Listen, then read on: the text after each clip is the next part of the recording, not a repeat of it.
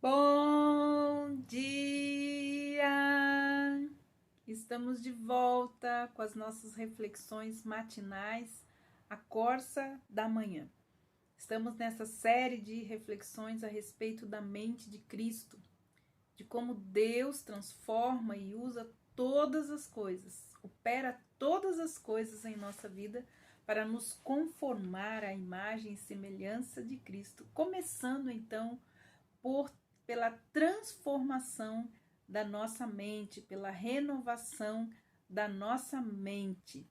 Então, nós já aprendemos sobre as características da mente de Cristo e estamos aprendendo, falando a respeito de uma característica de Cristo que era a mente de servo.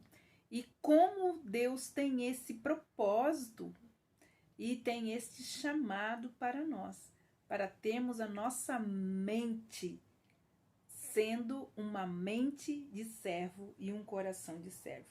Então, uma das formas de nós termos esta atitude mental de servo é, primeiramente, servindo a Deus e depois servindo aos outros. Lucas, capítulo 16, nos fala exatamente sobre a quem devemos servir. Nenhum servo pode servir a dois senhores, porque há de odiar a um e amar o outro, ou há de dedicar-se a um e a desprezar o outro. Não poderá servir a Deus e às riquezas.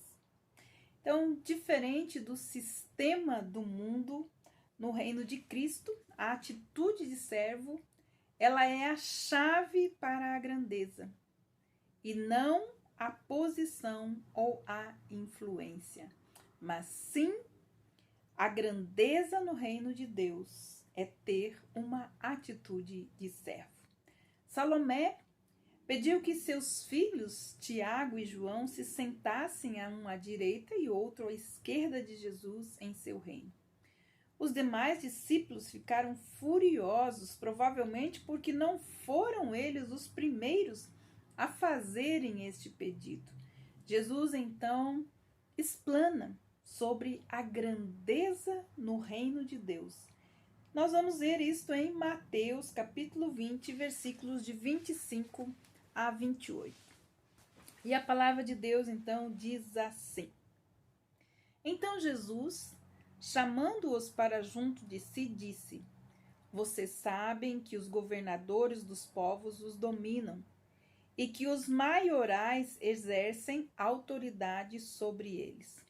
Mas entre vocês não será assim. Pelo contrário, quem quiser tornar-se grande entre vocês, que se coloque a serviço dos outros. E quem quiser ser o primeiro entre vocês, que seja servo de vocês. Tal qual como o Filho do Homem, que não veio para ser servido, mas para servir e dar a sua vida em resgate de muitos. Já temos falado que Jesus é o nosso padrão. Jesus não veio para ser servido, mas ele veio para servir. E ele deixou então para nós este padrão. É esta atitude mental e atitude do nosso coração. Então, o método do reino para alcançar a grandeza, na verdade, é a humildade. A grandeza, segundo Jesus, está mediante o serviço humilde. Essa dimensão de ensino sempre provocou muito alvoroço entre os discípulos. Essa dimensão de ensino de Jesus, ela não tem chegado a fazer parte hoje da maioria dos cristãos. Porque se homens tais como Abraão, como Moisés, como Elias e Davi, Paulo, sobretudo Jesus, foram servos, então Deus está falando sério a respeito disso. A maioria das brigas, divisões e dissensões no meio cristão é porque nós não queremos dar aos outros, como diz a palavra de Deus, Considere os outros superiores a si mesmo. Sejam servos uns dos outros. Sirvam uns aos outros. Se nós estivéssemos com essa atitude mental e com este coração de servo, não teríamos tantas dificuldades em nosso meio. Os últimos, como diz aqui, Deus está falando sério para nós.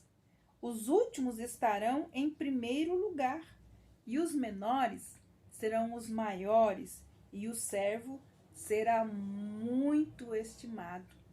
Este é o padrão do reino de Deus. Em nosso mundo, na verdade, é o contrário. Em nosso mundo, a grandeza vem da ambição, vem da tenacidade, vem do espírito de competição e destreza.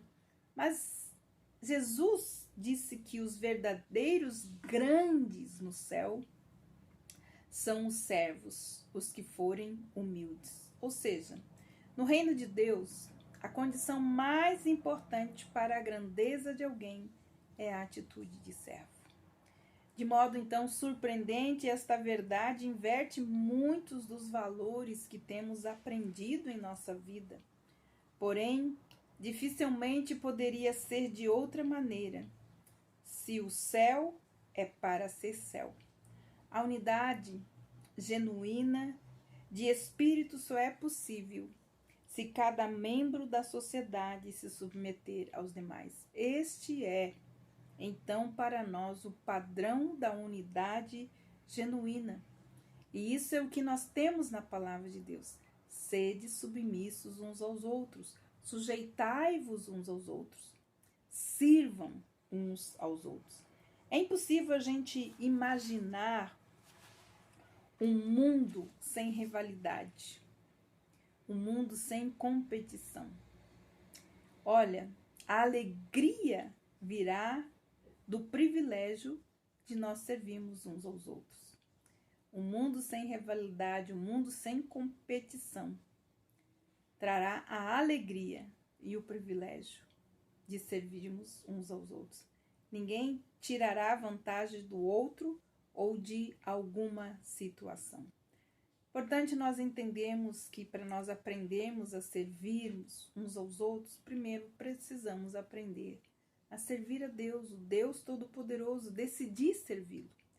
Uma sociedade que está baseada na atitude do servo só poderá ter uma autoridade suprema. Jesus, ele nos disse, nenhum servo pode servir a dois senhores, porque há de odiar um e amar o outro. Há de dedicar-se a um e desprezar o outro. Podemos agradar e devemos agradar somente a um Senhor. Eu escolhi agradar a Deus. Paulo conhecia esse assunto e ele escreveu o seguinte: pois busco eu agora o favor dos homens ou o favor de Deus? Ou procuro agradar os homens? Se estivesse ainda agradando os homens, eu não poderia ser servo de Cristo. Gálatas capítulo 1, versículo 10. Assim como Paulo decidiu, devemos nós também ser servos de Cristo. Nossa única paixão deve ser agradar a Cristo e fazer a sua vontade. Somos servos de Cristo. Eu escolhi servir a Deus e o seu Cristo. E você? A quem está servindo? Porque existem pessoas que não estão servindo nem a Deus e nem aos outros. Estão servindo a si mesmos. Mas a vontade suprema de Deus é que nós aprendamos a servir a Deus para que possamos servir uns aos outros. E assim seremos então chamados verdadeiramente servos de Cristo. Que Deus abençoe você e até amanhã. Até segunda-feira com as nossas reflexões matinais à costa da manhã.